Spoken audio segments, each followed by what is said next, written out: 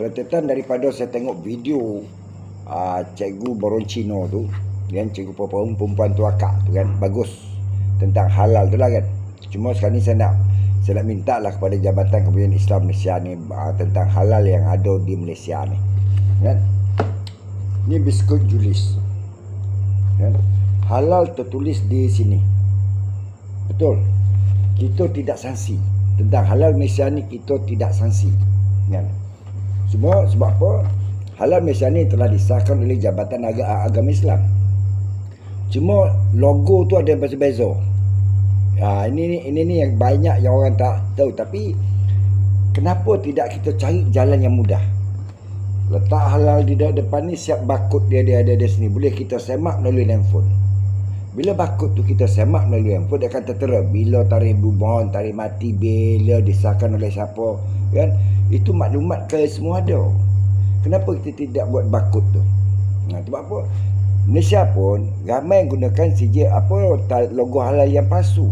Ramai kan. Ada pula satu puak tu kata tidak memerlukan halal, tak ada masalah apa semua, tetapi mereka tetap gunakan halal tanpa kebenaran Jabatan Agama Islam. Sebab apa? Pembeli kebanyakan daripada kalangan orang Islam. Ini yang kita minta JAKI, kalau boleh halal tu diletak dengan barcode dia, biar kita senang scan kan. Kalau lah buatnya Julis ni, contoh Julis ni dia halal lah dok.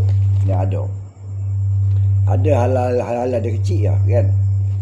Kalau contohnya produk-produk Julis ni tak ada halal, apa akan jadi kepada syarikat dia? Tak ada orang makan bang kan? Tak ada orang Malaysia makan. Sebab apa? Kita ni orang Islam memerlukan kebersihan. Begitu juga dengan jenama-jenama rempah lah, itulah, inilah, banyak dikeluarkan oleh syarikat-syarikat non-Muslim. Walaupun pekerja dia kebanyakan orang Islam kan. Tetapi halal itu perlu kan. Dan kita tak perlu sanksi lah macam babas ke, macam banyaklah keluaran-keluaran daripada kalangan yang non-Muslim, banyak rempah ke, apa ke, makanan, biskut, apa ke, yang berbentuk yang kita boleh ketahui dia daripada sumber yang halal ya, disahkan oleh Jabatan Agama Islam.